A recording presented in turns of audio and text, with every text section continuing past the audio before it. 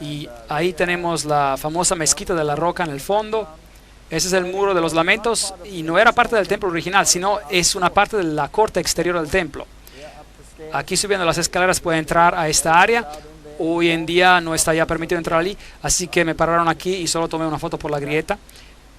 Esta es una réplica de cómo el templo se veía y hay una columna gigante que era destinada a ser parte del templo y nos da una idea del tamaño original que tenía el templo.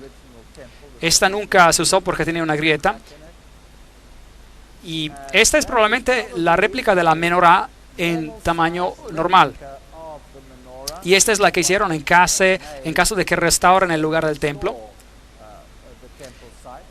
Esos son los judíos al muro de los lamentos. Usted nota todas esas pequeñas cartas en el muro, las ve.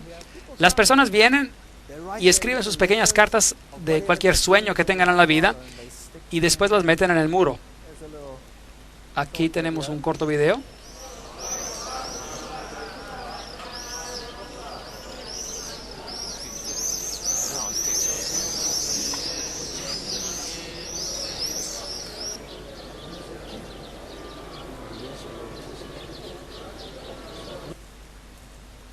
Saben, cuando vi a todos estos ortodoxos judíos muy sinceros frente al muro, mostrando reverencia al muro,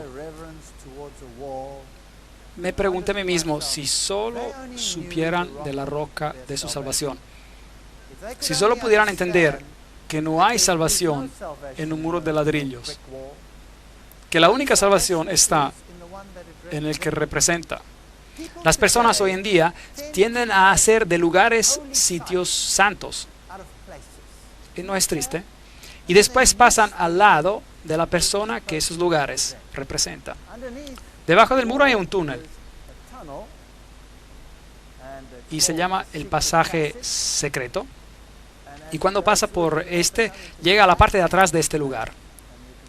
Y se puede ver donde los judíos ortodoxos y rabinos de rango más elevado se reúnen. Ahora, normalmente esas personas los ignorarían, pero los tiempos han cambiado. Estuve sorprendido. Normalmente si usted viene con un pagano a este lugar, ellos lo detestarían. Le darían una mirada fea. ¿Qué hace este hombre impuro en este lugar tan santo? Estaba sorprendido. Esta vez cuando estuve allí, entrando a este lugar, hace unos cuantos meses atrás, la mayoría de esos rabinos vinieron a rogar por dinero, algo que nunca hubieran hecho hace 2 o 3 años atrás. Las cosas deben ser muy duras en ese lugar para que ellos hagan una cosa así. Ese es el lugar más santo y donde tienen esos remanentes del antiguo muro. Y justo arriba, al otro lado, se encuentra la mezquita de la roca. Aquí está un rabino ortodoxo haciendo su ritual. Note que tiene los mandamientos en su frente. La ley, la Torá, y los tiene también en su mano, porque la Biblia dice que lo tienen que atar en su frente y atarlos a sus manos.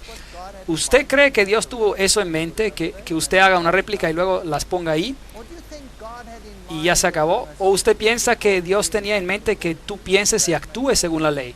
¿No tiene eso más sentido? Yo creo que eso tiene más sentido. Aquí hay una piedra típica del lugar antiguo del templo. Esta es una piedra de Rhodes. Y si esta tiene esos huecos, y eso indica que era una piedra del templo original. Así que cuando volvieron a usar las piedras del templo, las construyeron en toda clase de estructuras y paredes.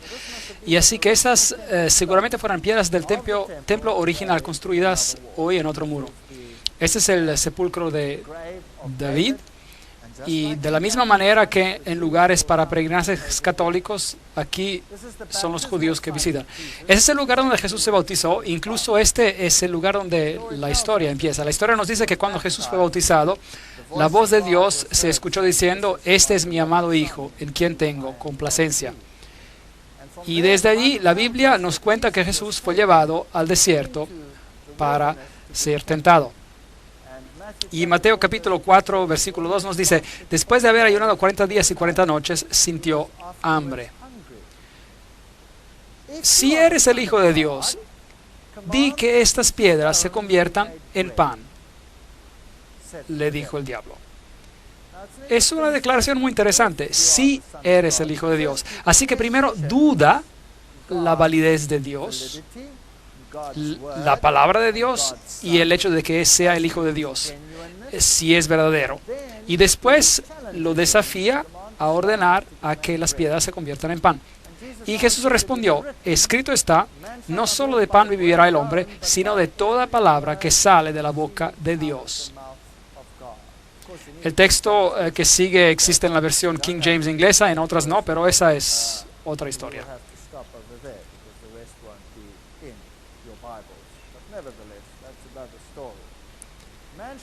No solo de pan vivirá el hombre, sino de toda palabra que sale de la boca de Dios. Ahora, pensamos que las tentaciones no eran tentaciones tremendas, pero realmente lo eran, porque en esas tentaciones Jesús conoció cada condición de la caída del hombre, cada condición. Lo primero que Adán y Eva hicieron fue de comer el árbol del conocimiento del bien y del mal. En otras palabras, el apetito era bueno para comida. Ese fue uno de sus primeros problemas. Y aquí Jesús triunfó después de ayunar 40 días y 40 noches, donde Adán y Eva fallaron en todo el esplendor y lujo que tenían, conquistando el apetito y conquistando la duda. Si eres el Hijo de Dios, ¿Dios realmente dijo eso? Por eso Jesús triunfó sobre el pecado de la duda y triunfa sobre el pecado del apetito humano y la pasión. Todo en uno. Y la tentación debió ser mucho peor que la tentación de Adán y Eva. Este es hoy en día el lugar más alto del muro antiguo, y no tenemos el templo, el cual debió haber estado en algún lugar aquí. Así que originalmente el diablo debió llevarlo a este muro, a algún lugar por aquí donde el templo estaba, y amenazó de arrojarlo abajo. Vayamos a este lugar aquí. Hay un punto que nos da una idea de la altura. Y la segunda tentación es, si eres el Hijo de Dios, nuevamente la misma pregunta, tírate abajo, pues escrito está, a sus ángeles mandará cerca de ti, en sus manos te sostendrán, para que no tropieces con tu pie en piedra. Y Jesús respondió de nuevo, escrito también está, no tentarás al Señor tu Dios. Esta es la segunda gran tentación de la humanidad. Y es un hecho triste. Si escuchamos la conferencia que dimos ayer, entonces ese es el pecado que la mayoría de la humanidad está haciendo. Es el pecado de presunción. El pecado de presunción. Imagínense a dos personas tratando de resolver una crisis al otro lado de la carretera, digamos. Cualquiera que sea, un niño en problemas o lo que sea. Uno corre al otro lado de la carretera diciendo, soy hijo de Dios y Dios me protegerá. Y corre al otro lado. Otro viene y dice, Dios, hay una crisis al otro lado. Ayúdame a cruzar esta carretera. Y corre al otro lado. Los dos, al observador de afuera, son absolutamente idénticos.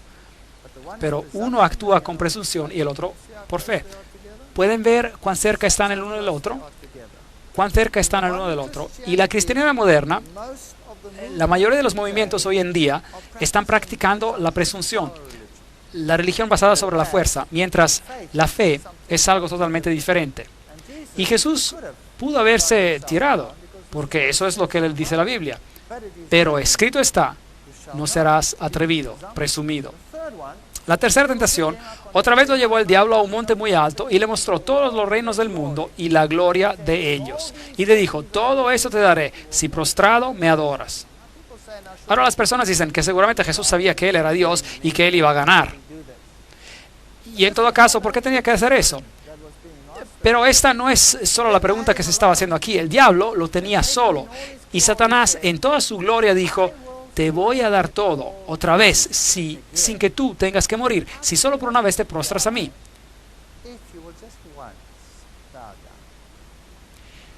Y claro, el pecado que se tenía que vencer aquí es el pecado del amor al mundo. Y yo creo que muchas personas se perderán por esta misma tentación en particular. Vete, Satanás, porque escrito está, al Señor tu Dios adorarás y solo a Él servirás. El amor al mundo no nos llevará a ningún lugar. Así que esas tres tentaciones, Jesús básicamente triunfa por parte del hombre sobre las mayores tentaciones que tenemos que enfrentar de una forma u otra. Y por supuesto luego se fue al lago de Galilea.